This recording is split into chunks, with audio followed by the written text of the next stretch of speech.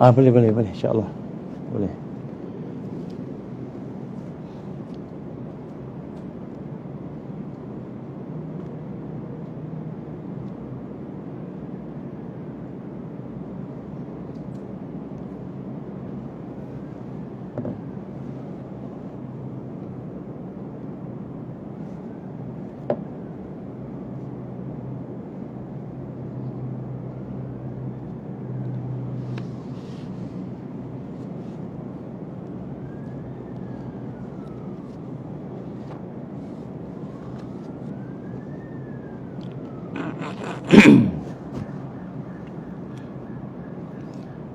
Boleh start ke macam mana?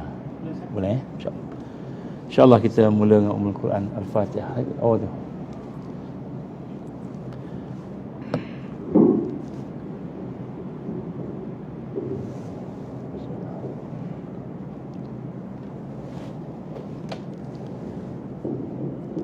InsyaAllah. Baik, kita mula dengan Ummul Quran Al-Fatihah. A'udzubillahi minasyaitonirrajim. Bismillahirrahmanirrahim. Alhamdulillahi rabbil alamin. Ar-Rahmanir-Rahim. Maliki yaumiddin. Iyyaka na'budu wa iyyaka nasta'in. Ihdinas siratal mustaqim. Siratal ladzina an'amta 'alaihim ghairil maghdubi 'alaihim waladdallin. Amin.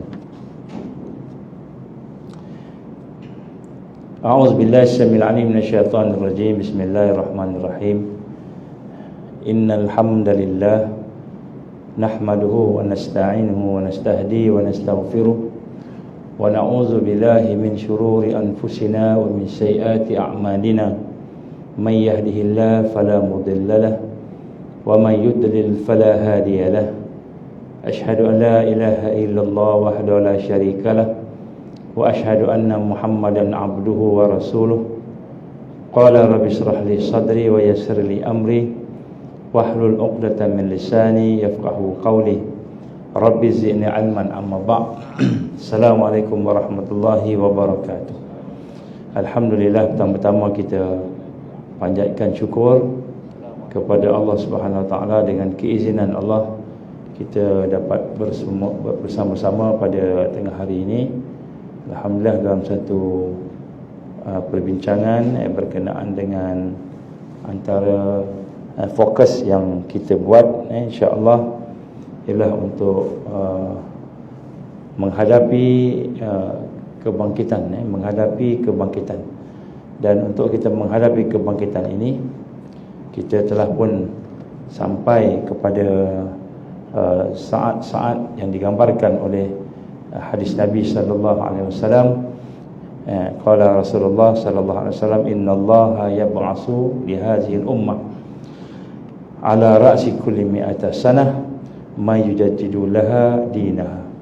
Atau kama kata Rasulullah sallallahu alaihi wasallam. Hadis riwayat Imam Daud. Bagaimana Allah melalui Rasulullah sallallahu alaihi wasallam menggambarkan bahawa sesungguhnya Allah akan mengutuskan untuk umat ini di atas setiap 100 tahun ataupun permulaan 100 tahun orang yang akan memperbaharui agamanya. Jadi kita sekarang ini sedang menghampiri ataupun mungkin sebahagian pandangan telah pun memasuki era 100 tahun, iaitu setelah kejatuhan Osmaniyah di Turki. Dan kita telah melihat bahawa setiap 100 tahun itu akan ada berlaku perkara yang disebut sebagai tajdid. Tajdid itu iaitu orang ataupun mereka yang akan memperbaharui agama ataupun akan menaikkan semula kekuatan semangat agama itu. Bermula dengan mungkin salah satunya ialah Imam ataupun Umar, Sayyidina Umar bin Aziz ataupun Khalifah pada 100 Hijrah yang pertama. Kemudian Imam Asy-Syafi'i contohnya 200 tahun yang pertama. Kemudian Imam Surais, Ibn Surais 300 tahun, dan seterusnya lah sampai ke 400, 500 tahun Imam Al-Ghazali dan sebagainya, yang digambarkan antara para mujaddid, para orang yang mentajdidkan agama ini. Jadi insya-Allah kita sedang menghampiri ataupun sudah pun sampai kepada waktu di mana kita akan berhadapan dengan 100 tahun kejatuhan Utsmaniyah, dan insya-Allah bagaimana yang digambarkan oleh Rasulullah sallallahu alaihi wasallam dalam hadis yang sahih itu, bagaimana setiap 100 tahun itu akan berlaku sesuatu yang besar yang digambarkan sebagai tajdid. Dan di sinilah pada hari ini insya-Allah kita akan memulakan satu tajuk, iaitu berkenaan dengan persiapan al-hijrah. Persiapan hijrah dalam konteks menuju kepada tajdid. Jadi ini kita akan buat secara bersiri. InsyaAllah ini adalah siri yang pertama. InsyaAllah kita akan habiskan dalam rangka untuk kita mempersiapkan diri kita dalam berhadapan dengan tajdid tadi, sesuai dengan apa yang difirmankan oleh Allah Subhanahu Wa Taala di dalam Al-Quran, dalam suratul Baqarah ayat 218. A'udzubillahi minasyaitonir rajim. Innal ladzina amanu wal ladzina hajaru wajahadu fi sabilillah ulaika yarjuna rahmatallah wallahu ghafurur rahim. Sesungguhnya orang-orang yang beriman, orang yang berhijrah dan orang yang berjihad pada jalan Allah, mereka itu mengharapkan rahmat Allah, dan Allah Maha Pengampun lagi Maha Penyayang. Dalam ayat yang lain pula Allah menggambarkan walladzina jahadu walladzina amanu wahajaru wajahadu fi sabilillah walladzina awwaw wa nasaru ulaika humul mu'minuna haqqan lahum maghfiratun wa rizqun karim. Di suratul Anfal ayat 74 Allah gambarkan, dan orang-orang yang beriman, dan orang-orang yang berhijrah serta berjihad, dan yang berjihad pada jalan Allah untuk menegakkan sistem Islam, dan orang-orang yang memberi kediaman, yang memberi pertolongan kepada orang yang berhijrah, iaitu Ansar. Jadi dalam ayat ini Allah bukan hanya menyatakan tentang kepentingan untuk kita beriman, berhijrah dan juga berjihad, tapi Allah memasukkan lagi satu golongan, itu wallazina awaw wa nasaru, itu mereka yang, dan orang-orang yang membantu ataupun orang-orang yang memberi pertolongan, atau disebut ansar, kepada orang-orang yang berhijrah itu ulaika humul mu'minuna haqqan, mereka lah orang-orang yang beriman dengan iman yang sebenarnya, lahum maghfiratun, pada mereka itu akan diberikan keampunan, wa rizqun karim, dan mereka akan diberikan rezeki. Jadi inilah yang digambarkan oleh Allah SWT tentang 4 golongan. Jadi sebenarnya bukan hanya amanu, itu orang beriman, bukan hanya hajaru, orang yang berhijrah, ataupun jahadu, orang yang berjihad, itu orang-orang yang ansaru, itu orang-orang yang menolong. Jadi maknanya dalam ayat ini Allah menggambarkan 4 golongan ini adalah golongan yang akan diberikan oleh Allah Subhanahu Wa Taala rahmatnya, orang yang akan diberikan keampunannya, diberikan limpah kurniaannya, rizqun karim, rezeki yang mulia, rezeki yang dekat, rezeki yang dekat. Dalam ayat yang lain Allah gambarkan allazina amanu wa hajaru wa jahadu fi sabilillah. Jadi orang-orang yang beriman dan orang yang berhijrah dan orang-orang yang berjihad pada jalan Allah bi amwalihim wa anfusihim, dengan harta mereka dan juga dengan diri mereka, a'zamud darajat. Jadi mereka ini adalah merupakan orang yang paling mulia, yang paling tinggi, a'zamud darajat, paling agung, paling tinggi darjatnya indallah, di sisi Allah. Wa ulaika humul faizun, dan mereka lah orang yang berjaya. Jadi 3 prinsip ini yang digambarkan oleh Allah Subhanahu Wa Taala, iaitu al-iman wal hijrah, dan juga orang yang berjihad. Jadi berjihad dan berhijrah itu adalah merupakan salah satu daripada perkara yang akan menjadikan seseorang itu mendapat darjat yang tinggi di sisi Allah Subhanahu Wa Taala. Jadi sinilah kita lihat daripada ayat-ayat yang kita baca di sini, kita melihat bahawa sebenarnya hijrah itu adalah sesuatu yang wajib. Hijrah ni wajib. Hijrah ni bukan sunat. Bukan kita boleh fikir, tak nak fikir, boleh buat, tak nak buat, kerana digariskan sama macam orang yang beriman. Kalau kita kata iman itu wajib, maka hijrah juga wajib. Dan begitu juga bukan saja hijrah wajib, jihad juga merupakan satu yang wajib. Jadi ayat ini menunjukkan kepada kita, apabila berlaku kebangkitan Islam, maka al-iman wal hijrah dan wal jihad itu adalah merupakan suatu kewajipan.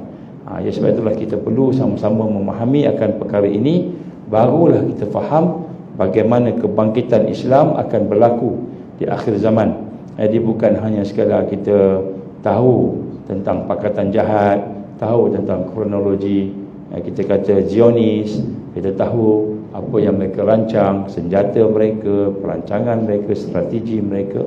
Tetapi yang lebih penting sebenarnya ialah bagaimana kita ingin menyelesaikan, ataupun bagaimana kita ingin duduk di dalam solusi, penyelesaian untuk berhadapan dengan akhir zaman ini. Dan inilah yang penting, yang penting. Sebab tu setelah kita membincangkan banyak perkara berkenaan dengan kronologi kejahatan Zionis, kita dedahkan, kita bongkarkan kejahatan-kejahatan mereka, termasuklah senjata biochemical, biological weapon, chemical weapon.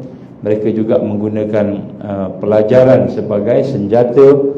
Mereka menggunakan bukan sahaja pelajaran, mereka menggunakan kesihatan sebagai senjata, mereka menggunakan kepimpinan sebagai senjata. Jadi kita dah hurai panjanglah benda itu dalam siri-siri yang lepas. Jadi pada hari ini kita ingin menyambung tentang solusinya, insya-Allah. Dan kita akan berfokus kepada al-hijrah, sempena dengan hijrah. Kerana sekarang ini kita dah rasakan terlalu dekatlah, terlalu dekat dengan peristiwa may yujaddidu laha dinaha, iaitu mereka ataupun orang yang akan mentajdidkan agama dia terlalu dekat. Jadi untuk kita mentajdidkan agama itu, maka salah satu prinsip yang perlu kita faham sungguh-sungguh ialah al-hijrah. Al-hijrah. Jadi hijrah ini pada hari ini kita akan tengok dalam bahagian pertama ini, kita akan melihat bahawa hijrah itu apakah maksud hijrah, dan kemudian kita akan cuba tengok bagaimana kita boleh cuba laksanakan dalam kehidupan kita. Jadi hijrah ini secara umumnya kita pun tahu berasal daripada bahasa Arab. Secara harfiahnya at-turku, harfiahnya cara bahasanya dia maknanya at-turku ini maknanya meninggalkan. Jadi hijrah ni maknanya meninggalkan. Kalau kita kata orang yang beriman, orang-orang yang beriman itu orang-orang yang yakin kepada Allah dan sebagainya, mentauhidkan Allah. Tapi hijrah ini maksudnya meninggalkan. Jadi tak cukup sekadar kita kata saya yakin dengan Allah, saya boleh beriman dengan Allah, saya percaya kepada rukun iman, tetapi kita tidak meninggalkan perkara yang disuruh tinggalkan oleh Allah.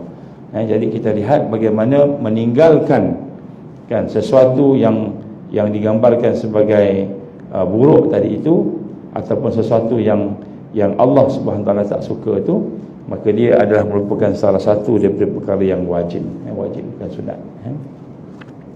Dan hijrah itu kita melihat di sini bagaimana kita ambil daripada hadis Rasul sallallahu alaihi wasallam berkenaan dengan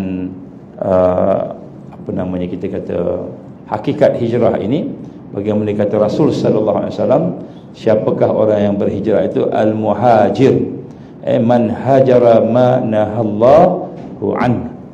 Jadi seorang yang berhijrah itu adalah seorang yang meninggalkan apa yang nahallah, apa yang Allah larang pada dia, anhu, pada dia tadi. Jadi ini hadis riwayat Imam Bukhari dan Muslim. Jadi seorang yang berhijrah itu adalah merupakan seorang yang meninggalkan perkara yang Allah larang. Jadi apabila kita beriman tetapi kita tidak melaksanakan hijrah itu, maka dia termasuk dalam dosa. Jadi orang tak berhijrah ni dosa, berdosa. Sebab itu sebab wajib.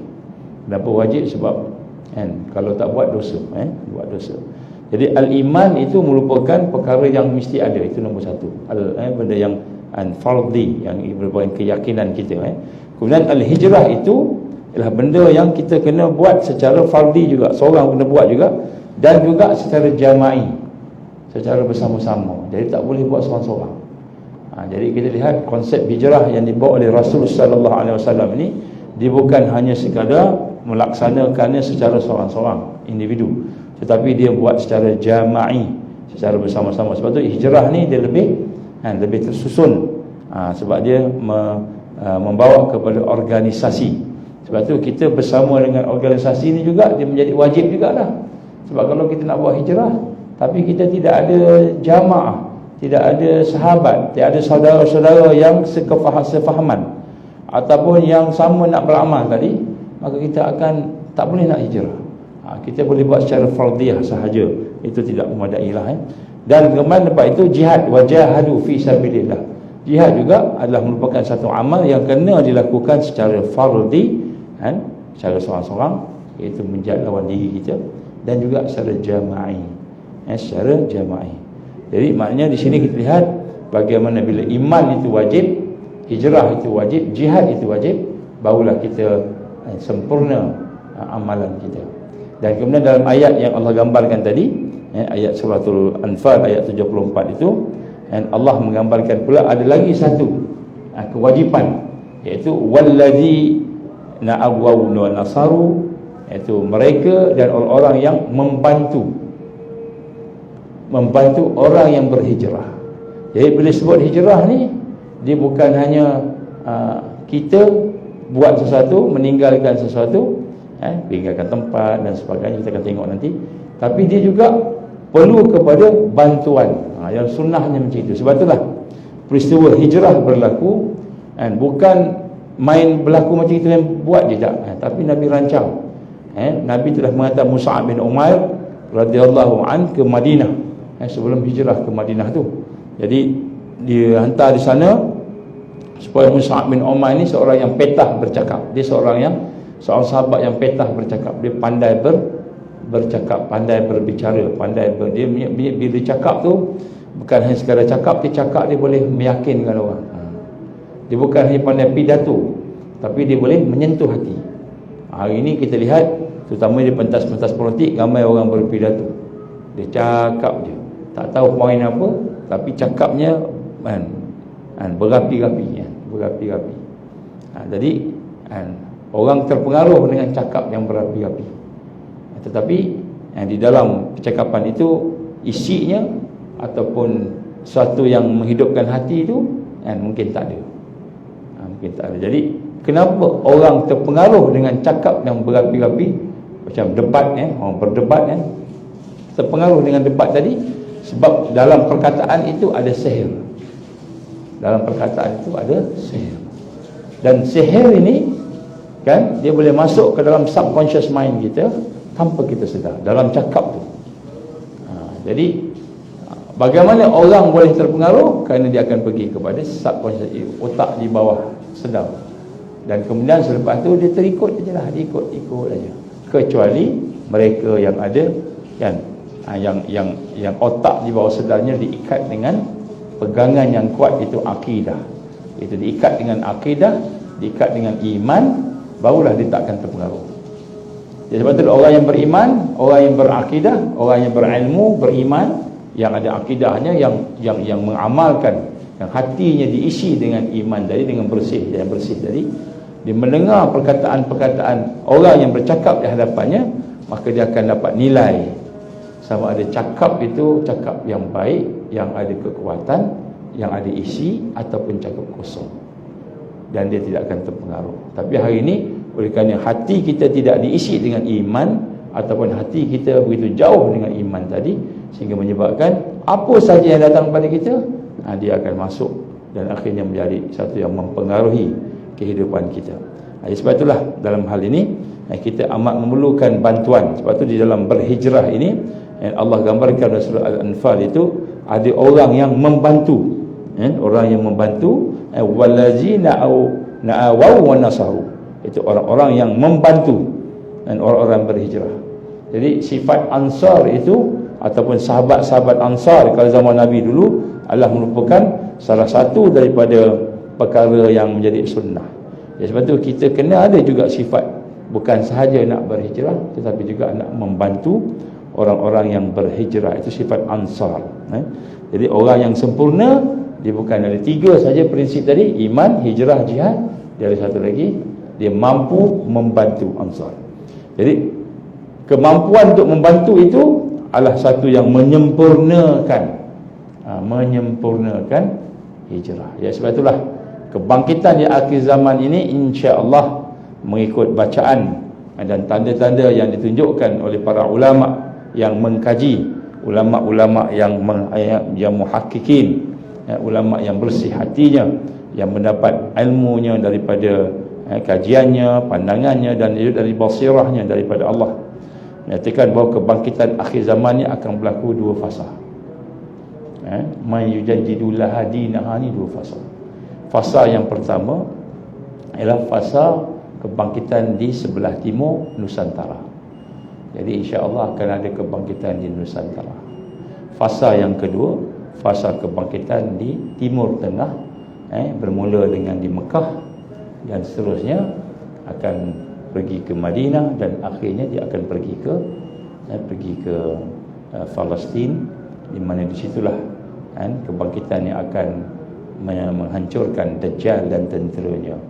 Jadi bila Nabi menggambarkan yang tersuratnya kebangkitan disebut tentang akan ada tentera-tentera dari timur dan sebagainya, maka dalam yang tersiratnya ialah kebangkitan akan bermula dari Nusantara. Jadi ini yang digambarkan oleh ulama-ulama yang mengkaji, insya-Allah yang mendapat cahaya daripada Allah Subhanahu wa taala. Cumanya yang menjadi masalah kepada kita pada hari ini iaitu kita masih lagi jauh dari sudut kesedaran untuk kita membina kekuatan. Kita masih lagi jauh dari sudut hijrah tadi. Baik. Ya, sebab itulah kita lihat di sini sebagai prinsipnya untuk kita nak sama-sama mempersiapkan kekuatan hijrah tadi, kita mesti duduk dalam tarbiyah. Jadi prerequisite, nanti kata perkara yang diperlukan sebelum hijrah ialah al-iman. Jadi al-iman ni maknanya kita perlu duduk dalam proses membersihkan hati. Jadi sebab itulah nak tajdid ni, nak bangkit ni tak cukup dengan sekadar kita buat kumpulan, kita buat platform, kita teriak Allah Akbar, Allah Akbar, kita nak menang undi, setakat tu je.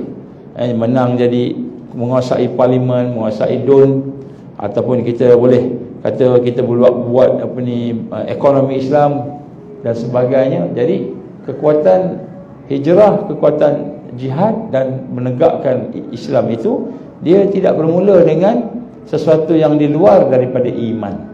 Mesti bermula daripada iman. Dan iman itu bukan hanya sekadar kita kata perkara yang bersangkut paut dengan rukun iman, tetapi dia meliputi seluruh aspek kehidupan, seluruh aspek kehidupan. Jadi al-iman maknanya orang yang hijrah mesti duduk dalam proses tarbiyah, wajib. Jadi duduk dalam proses tarbiyah itu wajib. Bagaimana kaedah syarak, ma la yatimul wajib illa bihi fahuwa wajib.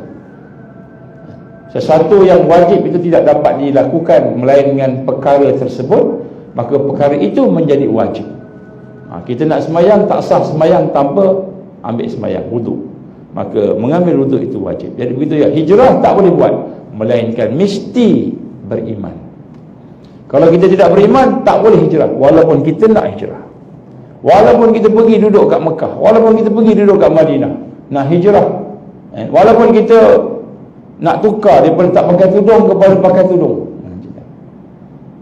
nak tukar image kita, kita kata nak jadi orang yang baik, tapi kalau iman tidak tertingkat, iman tidak diproses, iman tidak dididik, maka hijrah tidak akan berlaku. Ini sunnah. Ini sunnah yang Nabi tunjuk pada kita. Maka sebab itulah digambarkan dalam ayat-ayat tadi, wajib kita duduk dalam proses beriman pada Allah. Dan untuk duduk dalam proses beriman pada Allah ini, maknanya kita mesti duduk dalam proses tarbiyah ruhiyah. Wajib. Wajib tarbiyah. Maknanya roh kita ni wajib dididik, ditarbiyah. Bukan hanya sekadar kita boleh semayang puasa, boleh berzikir, boleh baca Quran. Itu amalan, beramal. Tapi beramal macam mana? Disebut amal yang tarbawi, amal yang mendidik. Amal yang mendidik. Sehingga iman itu menguasai hati kita, menguasai emosi kita, perasaan kita, naluri kita. Ini contoh. Jadi hari ini kita ingat kita dah dikuasai oleh iman. Kenapa? Kerana kita dah pakai kopiah, dah ada janggut, janggutnya panjang, kan? Ada jubah, jubahnya cantik, ada serban, serbannya tebal. Kita ingat dah beriman? Belum. Kita ingat kita dah boleh bangun malam, dah beriman? Belum. Beriman ni proses untuk nak kenal Allah dulu, tu iman. Al-iman al-awwaluddin ma'rifatullah. Ni bukan hadis, ni kata-kata ulama. Jadi iman ni kita kena faham betul-betul. Al-iman mesti bermula dengan kenal Allah. Maknanya bila kita dah ada kesedaran, maknanya dah ada syahadah. Kita dah mengucap 2 kalimah syahadah. Maka bila dah mengucap 2 kalimah syahadah, maka pada ketika itulah kita mesti wajib masukkan diri kita dalam proses untuk nak mengenal Allah. Mengenal Allah ni dia ada dia punya cerita, dia panjang ceritanya, proses ni. Contohnya apa? Contoh nak mengenal, macam mana nak kenal Allah? Tak cukup sekadar kita tengok langit, tengok bumi semua. Ini semua Allah jadikan. Tak cukup. Apa tanda masa saya belajar sekolah agama, darjah 1 sekolah agama tauhid, mengenal Allah. Sekolah agama Johor dulu. Orang Johor tahu. Bila belajar sekolah agama ni, apa tanda Allah ada? Maka dia kata adanya alam ini. Ada alam ini, ada Allah. Jadi itu mengenal anak-anak tak apa. Peringkat kanak-kanak tak apa. Apa tanda Allah ada? Ni pokok ada, semua ada ni. Allah ada lah. Habis kalau pokok tak ada, alam tak ada, Allah ada tak? Tak boleh jawab lah. Jadi mengenal Allah setakat anak-anak boleh. Tetapi mengenal Allah bagi seorang yang nak bangkit di akhir zaman, dia mesti kenal Allah dengan sempurna. Maknanya kalau tidak sempurna pun mendekati kesempurnaan, iaitu mengenal bukan hanya dengan akal, tetapi yang lebih penting mengenal dengan hati. Yang bila sebut hati inilah yang susah. Hati yang susah. Hati kita, di mana hati kita sekarang? Contoh kan, hati kita lebih kenal movie daripada hati ni kita kenal Allah. Sebab tu bila tengok cerita-cerita, kita boleh menangis, boleh sedih, boleh seronok, boleh suka, boleh duka. Tapi bila kita buat dosa, tak boleh terasa sedih. Kita buat jahat, tak boleh terasa berduka cita, menyesal. Tak boleh, kerana hati kita tak kenal Allah. Padahal Allah memerhatikan kita buat dosa. Padahal Allah memerhatikan kita buat jahat di depan dia dengan cara terang-terang. Tapi hati kita tak rasa sedih pun, tak rasa malu pun. Maksudnya hati kita tak kenal Allah lagi. Seolah kita buat dosa tu, Allah tak tengok kita buat dosa. Contohlah yang sebut kat sini. Sebab tu sebenarnya hijrah ni satu proses yang kita kena faham. InsyaAllah kita akan pergi kepadanya nanti. Tapi beriman kepada Allah ni lah yang menjadi asas kepada hijrah. Kita tak akan boleh hijrah. Sebab tu kadang-kadang kita tengok ada berlaku artis kita berhijrah. Artis kita berhijrah, pakai tudung, mula sembahyang, alhamdulillah ramai yang. Tapi lepas beberapa ketika dia patah balik pula, tinggalkan semula tudung tadi, contohlah. Kenapa? Kerana ketika dia berhijrah tadi, mula-mula tadi kita sebut hijrah, alhamdulillah ada kesedaran, ada semangat yang menyentuh hati dia, maka dia hijrah. Adalah iman dan yakin. Tetapi selepas beberapa ketika, al-iman dan al-yakin tadi, keimanan tadi tidak diproses, tidak ditarbiah, akhirnya iman tu menurun. Syaitan pun duk bisik, syaitan pun duk buat macam-macam, akhirnya iman tu tercabut. Maka ketika itulah dia meninggalkan semula syarak, perkara-perkara syariat tadi. Sebab tu mufti wilayah yang lama mufti Selangor, Mufti Selangor pernah mengatakan dalam salah satu statement dia kata apa? Ramai yang keluar Islam, murtad ni ialah orang yang baru masuk Islam. Saudara yang baru masuk Islam banyak keluar Islam. Kemudian di kalangan saudara yang baru masuk Islam tu pula, kan, yang banyak keluar Islam ni anak-anak dia. Anak-anak dia. Jadi orang masuk Islam ni, kan, hatinya telah dikosongkan oleh Allah daripada dosa. diisi dengan iman, dengan cahaya, dengan satu keyakinan. Sebab tu orang masuk Islam ni dia boleh menangis. Dia boleh menangis. Tapi kenapa dia boleh keluar Islam? Kenapa? Kerana al-iman tadi menjadi sikit habis. Sebab apa? Tidak duduk dalam proses iman. Sebab tu kita pun sama juga. Hari ni kita ingat kita dah beriman dah, tapi rupa-rupanya iman kita terlalu jauh. Sebab tu kita nak tinggalkan kejahatan kita susah. Nak berhijrah, meninggalkan kejahatan kita susah. Kan? Tinggalkan apa? Cuba kita fikir apa maksiat kita buat sekarang ni. Suka mengumpat, suka fitnah, suka melihat benda haram, suka mendengar benda haram, suka buruk sangka pada Allah. Banyak dosa-dosa kita kan, banyak. Jadi cuba kita tengok satu-satu dosa kita tu, cuba kita tinggalkan. Maksudnya kita tarku ataupun aturku, kita tinggalkan, hijrah. Tak mau dah dosa, nak tinggalkan. Nak tinggalkan benda yang Allah larang tadi kan. Senang ke susah? Susah. Kenapa susah? Kerana al-iman. Masalah al-iman. Jadi sebab itulah di akhir zaman ini, perkara yang penting bukan sahaja beriman, bukan sahaja Islam, tetapi memperbaiki iman, meningkatkan iman, dan kita meningkatkan Islam. Al-islah itu lebih penting. Jadi maknanya bukan sekadar muslim, tapi menjadi muslih. Maknanya muslim ni orang yang Islam, muslih orang yang boleh baiki diri dia. Sebab apa? Sebab bila kita berada dalam keadaan ujian di akhir zaman ini, sampai peringkat kemuncak ujian ni, kita tak boleh berfikir dah, tak boleh logik dah. Contohnya kan, Dajjal datang. Bila Dajjal datang, wallahu alam, daripada tanda-tanda yang besar semua dah berlaku. Tanda besar dalam hadis-hadis Nabi sallallahu alaihi wasallam tentang kewujudan, kehadiran Dajjal, semua dah berlaku. Tanda besar. Tanda kecil lagi banyak dah berlaku. Cuma dia tak keluar lagi je. Dia tak isyihar. Bila nak isyihar tu kita pun tak tahu. Semua Allah yang Maha mengetahui. Wallahu alam. Tapi andainya dia isyiharkan diri dia, maka kemuncak, maknanya kemuncak ujian fitnah daripada Allah datang kepada hamba-Nya melalui asbab Dajjal tadi. Maka pada ketika itu fitnahnya sampai peringkat apa? Sampai peringkat kita tak boleh guna akal kita dah. Dah tak boleh guna akal kita. Kan? Contoh apa ujian yang sampai kita tak boleh guna akal kita kan? Kita sayang sangat dengan anak kita, sayang sangat.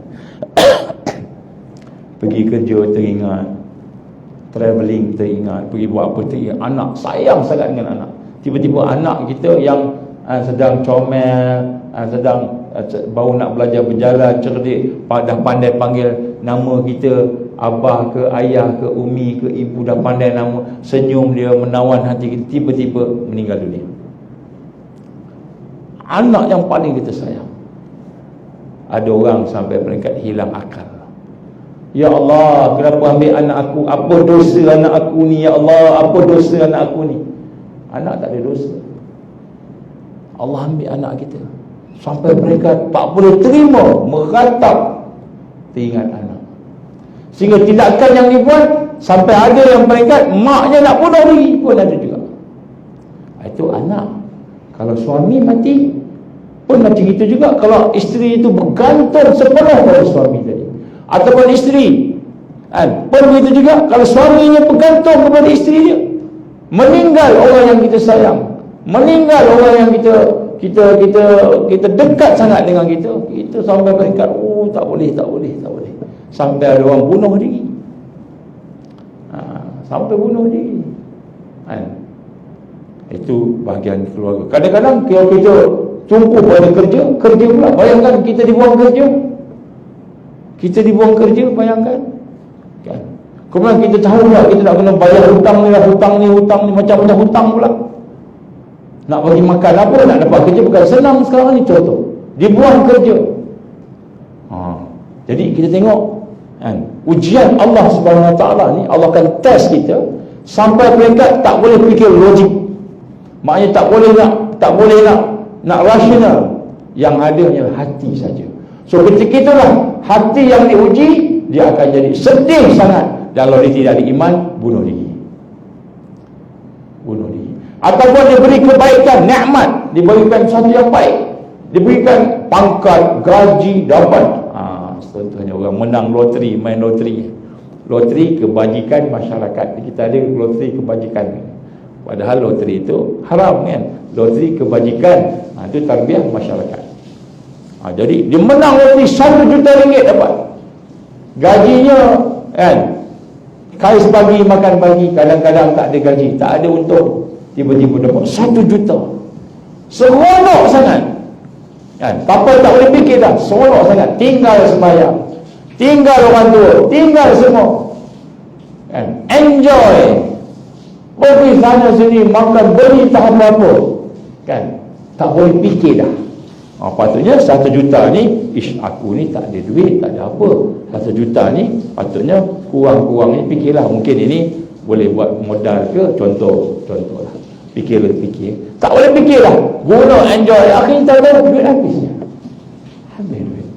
Jadi ujian Allah ni sama ada sukanya, dukanya, sedihnya, ancamannya tadi, sampai peringkat maksimum hati ni, perasaan ni, emosi. Tak boleh guna logik. Jadi Dajjal keluar besok, dahsyatnya ujian Dajjal, akal kita tak boleh nak fikir dah, ikut aja. Tak boleh nak fikir dah, ikut. Kalau kita tak ikut dia mati. Kalau semua orang ikut, takkan aku tak ikut. Majoriti ikut Dajjal semua, takkan aku tak ikut. Takut kalau kita tak ikut, kita tak dapat kerja, tak dapat makan, kita dah lapar, siapa nak bagi makan anak-anak? Dia tak boleh fikir logik lah. Jadi yang ada adalah hati. Ini kemuncak ujian, maknanya Allah tengok, Allah uji ke hati kita. So apa yang boleh memegang hati kita? Al-iman. Yang boleh pegang hati kita iman sahaja. Inilah yang akan menyelamatkan kita. Jadi hari ini pula iman kita ni dah jadi luntur, jadi lemah. Macam orang kata macam kulit bawang, macam itu. Jadi sebab tu hari ini kita lihat, bila kita dah menyampai kepada 100 tahun ni, kita kena tengok sungguh iman kita. Saya bagi satu contoh kali ini. Yang lebih teruk lagi, kita nampak kita semayang dah, puasa dah, berdakwah, buat benda-benda baik-baik ni, tapi rupanya yang kita buat tu bukan atas dasar iman, tetapi nafsu. Ini popular lah kan. Contohnya kan, poligami.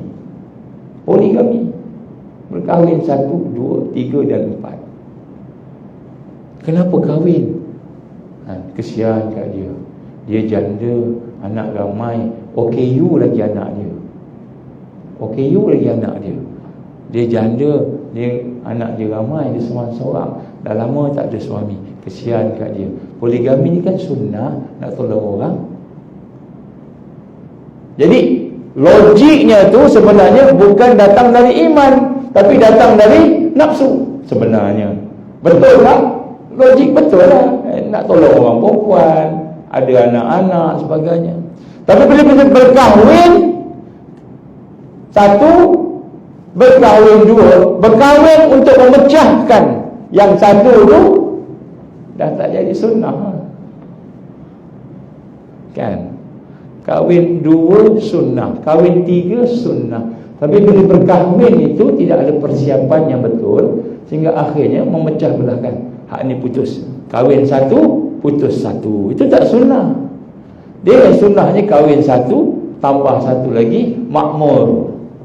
Ada pengisiannya, keluarganya. Kemudian kahwin 3 pula, ada pengisian, tak bergaduh, tak pecah belah. Jadi sebab tu kalau nak kahwin ni, kena carilah isteri yang boleh faham. Kalau kita kata nak tolong lah, tapi nak sebut kat sini tidak berlaku begitu. Jadi sebenarnya nafsu. Sembahyang ikut nafsu.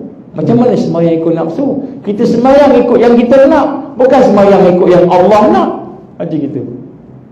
Sekadar sembahyang ni Allahu Akbar, bismillahirrahmanirrahim, baca pun tak ingat. Apa yang Allah nak, Allah suruh kita wa aqimis solat, dirikan solat. Allah suruh kita dirikan solat. Allah bukan suruh kita buat solat kan. Jadi sembahyang yang tidak berserta dengan khusyuk, yang tidak berserta dengan proses untuk bersifat mengagungkan Allah, merendahkan diri kita, ada sifat-sifat zahir dan batin tadi, maka sembahyang itu bukan yang Allah nak. Allah nak komplit, tapi kita ambil yang kita nak, sekadarnya aja. Sembahyang sekejap je, kita kata sembahyang macam burung patuk padi gitu kan. Kita tak kisah khusyuk tak khusyuk, Allah terima tak kisah. Itu sembahyang ikut nafsu. Sembahyang tapi ikut nafsu. Ini lebih teruk lagi. Al-iman yang ada tu terlalu nipis sehingga kita boleh tipu Allah di hadapan dia, padahal kita yang tipu diri kita sendiri. Nampak macam sembahyang, orang semua nampak sembahyang, pergi sembahyang Jumaat, pergi sembahyang hari raya, nampak macam sembahyang, tapi sembahyang nak tunjuk-tunjuk kat orang. Sembahyang nak riak contohnya. Sembahyang tak ingat Allah, terputus daripada Allah, lalai. Jadi nak sebut kat sini, sembahyang pun boleh ikut nafsu. Jadi sebab itulah iman ini perlu diproses, perlu duduk dalam tarbiyah iman. Dan bila kita sebut tarbiyah iman ni, kita perlu faham maksudnya. Mula kenal Allah tadi, macam mana nak kita mentauhidkan Allah, macam mana nak tauhidkan Allah ni. Kalau kita tidak boleh mentauhidkan Allah, macam mana sistem jahiliyah yang ada pada hari ini mengajak kita mensyirikkan Allah, maka pada masa itu Dajjal datang, insya-Allah kita tewas. Kita tewas. Jadi sebab itu kalau kita benar-benar ingin duduk dalam suasana tajdid, maka kita kena duduk dalam tarbiyah. Tarbiyah ni bukan belajar, mengajar, bukan. Macam kita datang ceramah, dengar FB, dengar kuliah dekat YouTube, itu bukan tarbiyah. Itu hanya proses tau'iyah disebut. Tau'iyah ni proses nak mendapatkan hidayah, mendapat ilmu. Tarbiyah ni apa? Tarbiyah ni proses nak mendidik, membentuk, mengislah diri kita. Proses untuk membina akhlak sebagaimana yang dikehendaki oleh Allah. Proses untuk membina kekuatan ubudiyah kepada Allah, lillahi wahdah, hanya kepada Allah semata-mata. Dan proses untuk membina kekuatan dalam rangka untuk membina kekuatan, membina sistem Islam yang hakiki, yang sebenar. Jadi tarbiyah ni bukan hanya sekadar dengar ceramah. Dengar ceramah ni fasa kosong. Fasa kosong ni maknanya apa? Fasa baru nak dapat hidayah. Jadi tarbiyah ni untuk mendapatkan taufik dan inayah Allah. Apa makna taufik? Maknanya yang pertama sekali, nak mendapatkan hidayah ni proses dengar ceramah, dengar kuliah, baca kitab, dengar tazkirah, bagi tazkirah. Itu proses tau'iyah, proses yang pertama. Proses mendapatkan ilmu, proses mendapatkan hidayah. Tarbiyah ni yang mana? Tarbiyah ni untuk mendapatkan taufik daripada Allah. Apa maksud taufik? Kekuatan, kemampuan untuk kita melaksanakan hidayah Allah. Kita tahu sembahyang wajib, tapi kita tak sembahyang. Maksudnya ada hidayah tak? Ada hidayah, sebab kita tahu, ada ilmu, tahu, ada hidayah, ada petunjuk. Tapi taufik, kekuatan nak sembahyang tak ada, maka kita belum lagi duduk dalam tarbiyah. Di tarbiyah ni Allah merupakan proses untuk melahirkan at-taufik dalam kehidupan kita, secara ringkas macam itu. Dan kemudian tarbiyah ditingkatkan sampai kepada peringkat disebut at-takwin, pembentukan yang sempurna. Di sini disebut inayah. Maknanya al-hidayah, at-taufiq, inayah. Inayah apa? Menyempurnakan kesempurnaan dalam beramal. Itu inayah. Maknanya kita bukan hanya boleh sembahyang. Itu maknanya tarbiyah lagi. Baru nak proses diri kita, kita dapat khusyuk dalam sembahyang. Itu inayah. Maknanya hidayah. Kemudian lepas tu kita teruskan dengan proses untuk membentuk kita supaya boleh beramal dengan ilmu, taufik. Kemudian kita nak menyempurnakan amalan tadi dengan ikhlas, dengan tawaduk kepada Allah, dan kemudian dengan istiqamah, sehingga akhir dengan husnul khatimah, berakhir dengan kebaikan, mati yang baik. Jadi husnul khatimah barulah disebut inayah, taufik dan inayah. So ini semua tarbiyah. Jadi tarbiyah ni dari proses. Sebab tu kita kena faham. Kalau tidak, kita ikut sistem hari ini, cukup sekadar mengajar je, puas hati sekadar buat program ceramah saja. Bila ceramah, sejuta umat datang, dipanggil penceramah sejuta umat ada hari ini. Sekali ceramah, sejuta datang. Tapi berapa ramai yang daripada penceramah dan yang ikut ceramah yang boleh mengamalkan, yang boleh mengamalkan ilmu yang ada dalam ceramah tadi. Dan bagaimana penceramah tadi nak membentuk, membina pula, mentarbiyah.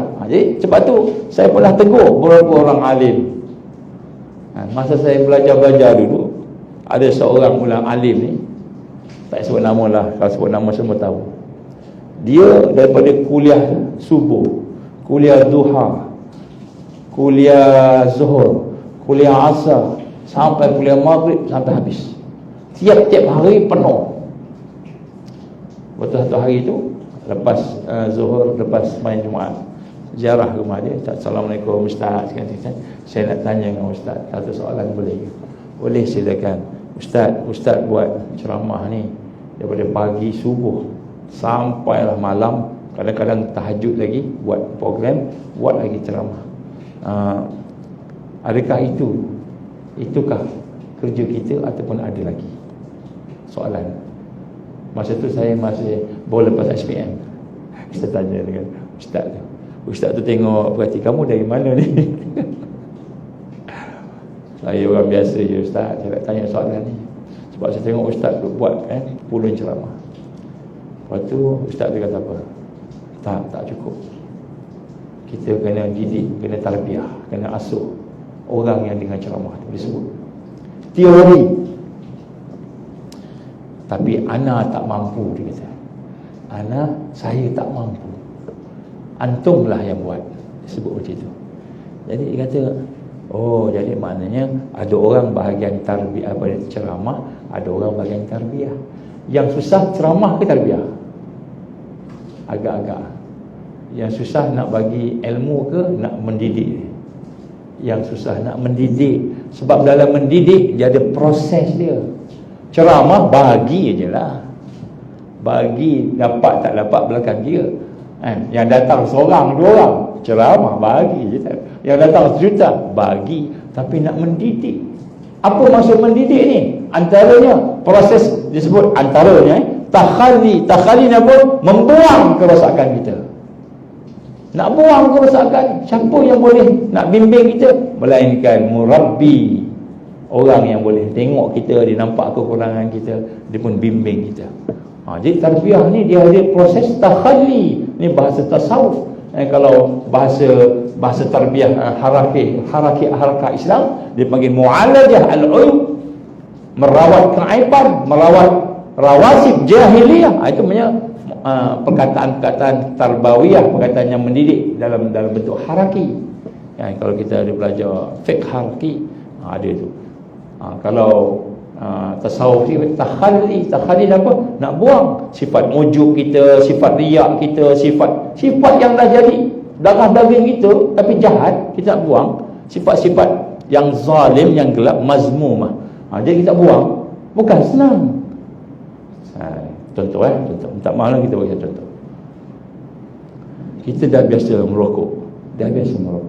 Nak buang rokok senang? Susah.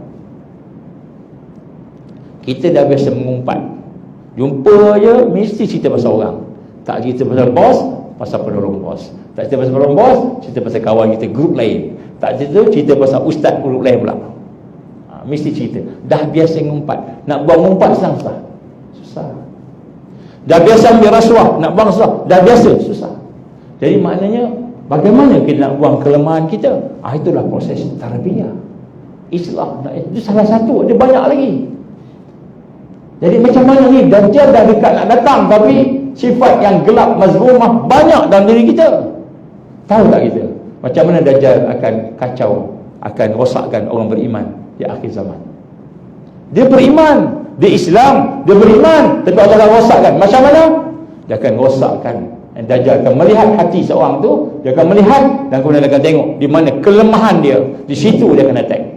Contoh, seorang qadi, seorang mufti, seorang menteri agama, maka dia berjumpa dengan Dajjal ataupun tentera Dajjal.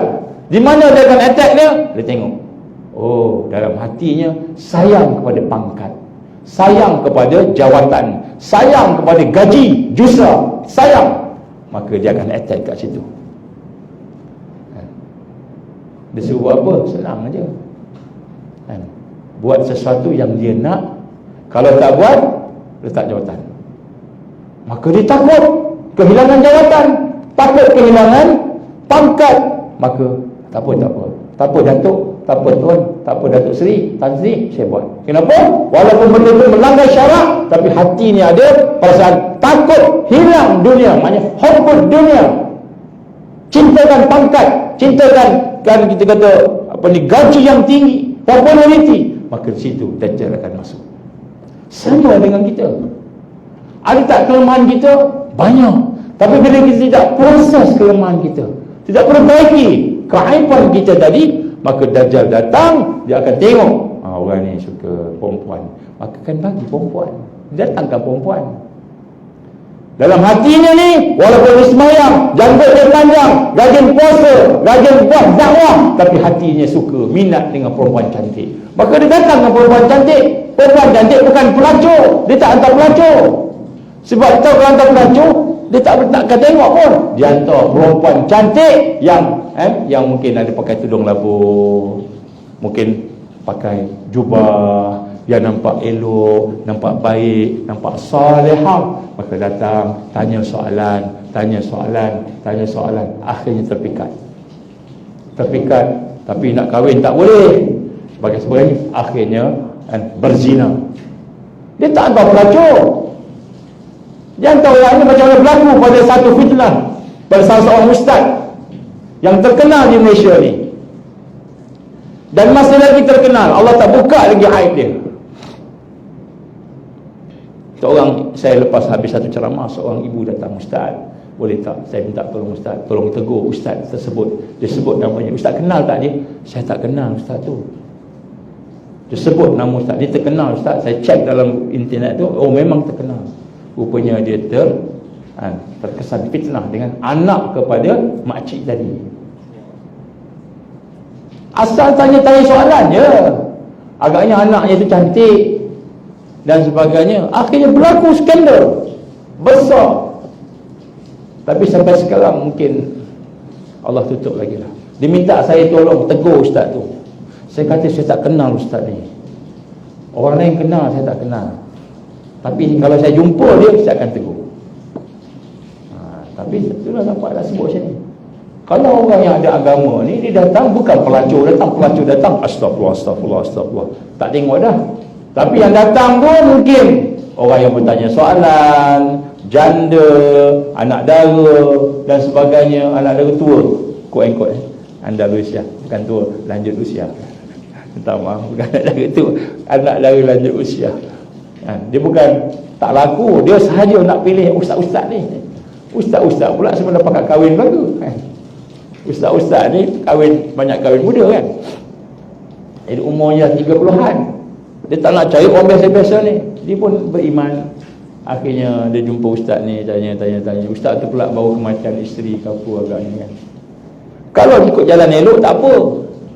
Skandal, banyak skandal. Yang terlibat, yang besar-besar kat TV ni, banyak skandal. Saya tak nak sebut lah dan jangan tanya. Tapi fitnah berlaku. Kenapa? Ada kelemahan disebut rawasib jahiliyah, karat-karat jahiliyah yang ada dalam diri kita ni, yang kita tak nak proses, tak nak buang, tak nak tinggalkan. Yang inilah besok Dajjal akan jadikan sebagai saluran untuk dia mengalahkan kita. Ini penting. Jangan sebut pasal hijrah kalau kita tidak mau duduk dalam tarbiyah.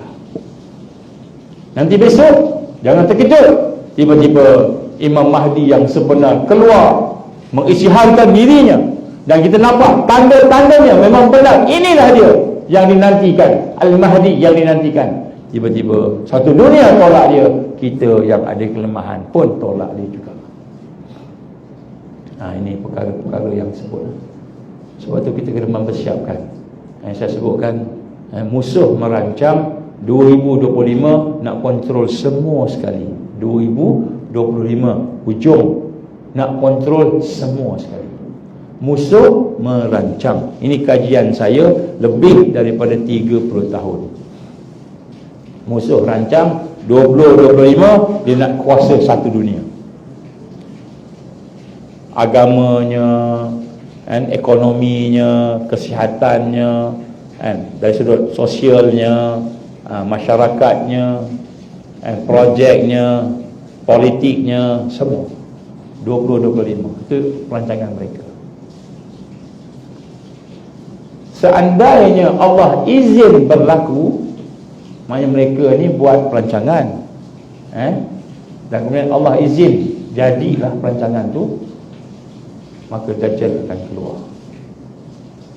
Sekiranya Allah izin Dajjal keluar pada masa itu, sekiranya Allah izin, maka bayangkan kita masih banyak kelemahan yang kita tak nak bertaubat pada Allah, maka kita akan ikut Dajjal. Wa iyazubillah min zalik. Jangan kita hijrah, innal ladzina amanu wal ladzina hajaru wajahadu fi sabilillah. Jangan kata berhijrah, berjihad. Iman pun kita tak lepas.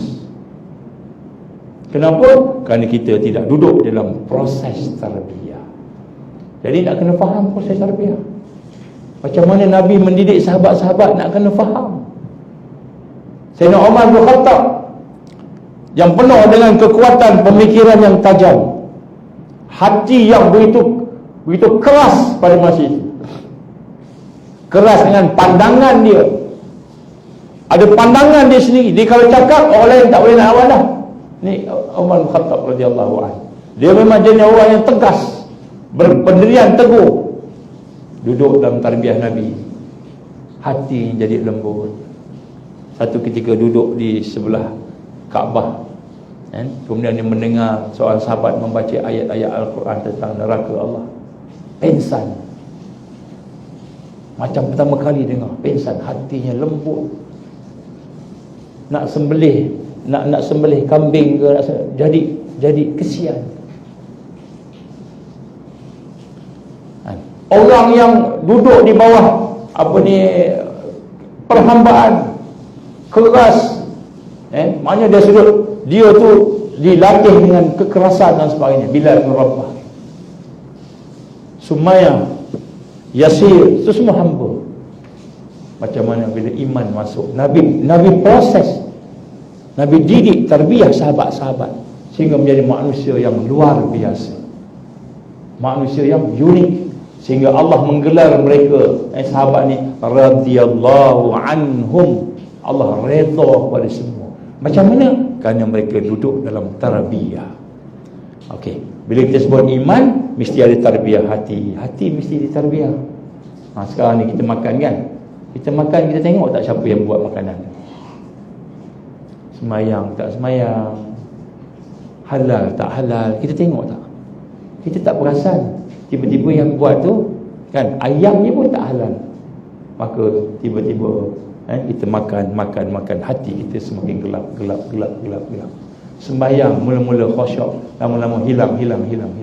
Kita tak perasan kan? Sebab apa? Sebab kita tidak duduk dalam proses tarbiyah, nak membersihkan hati kita. Macam mana nak melembutkan hati kita, macam mana nak menghidupkan hati kita.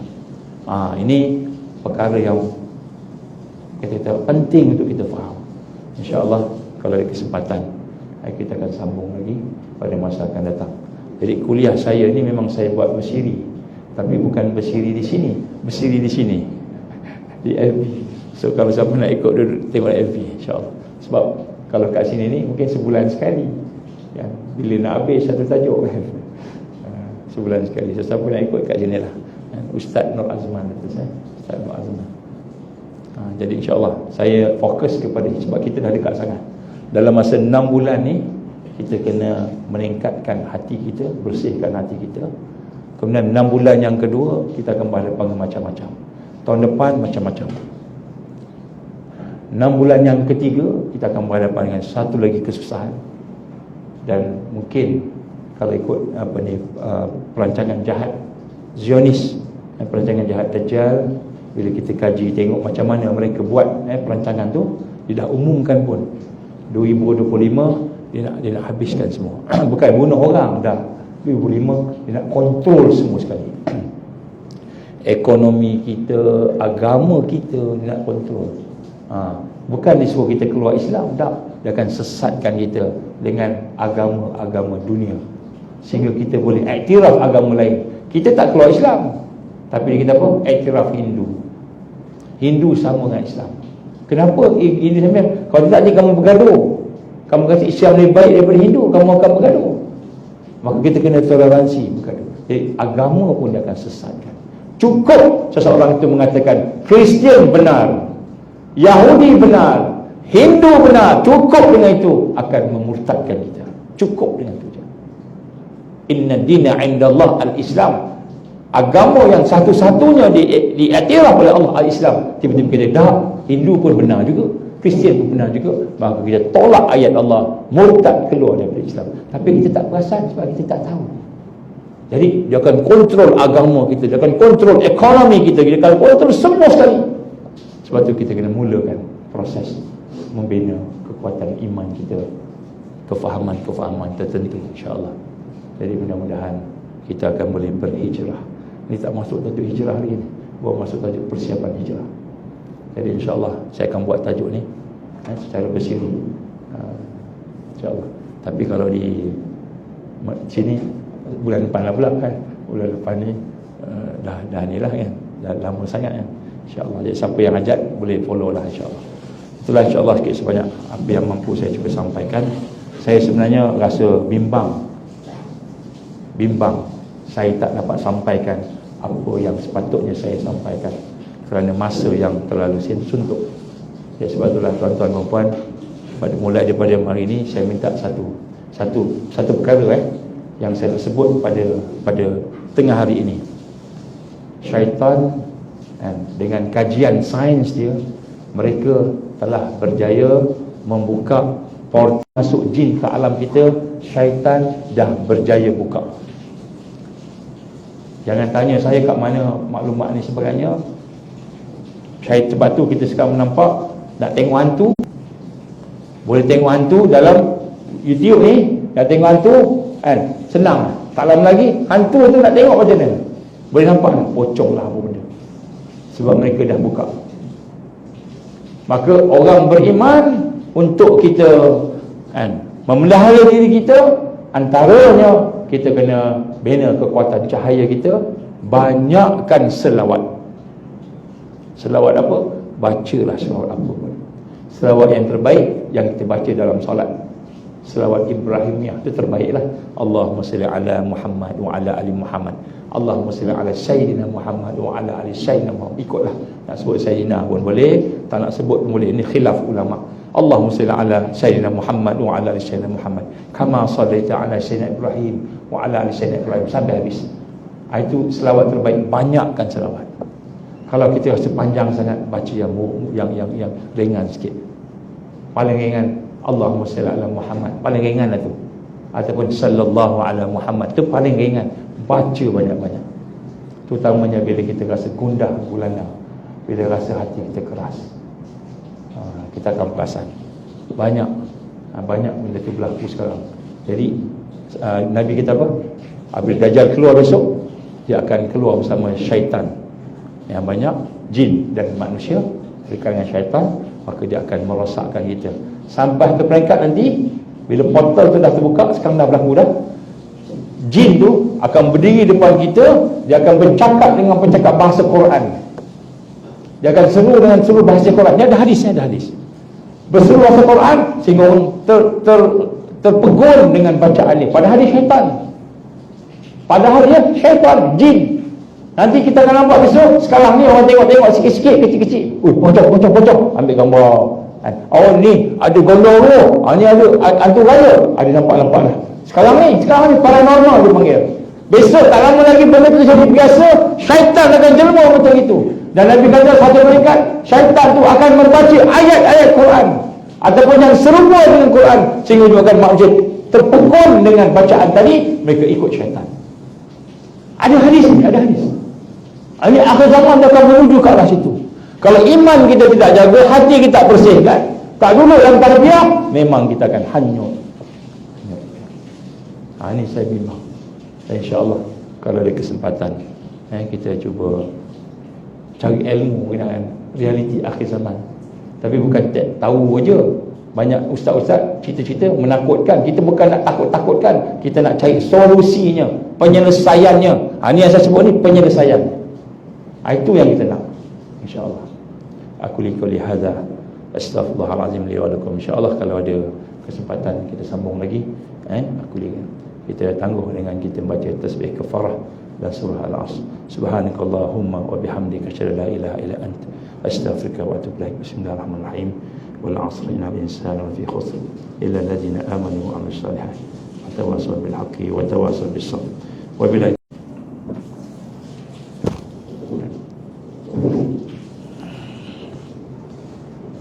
Nabi tu jap.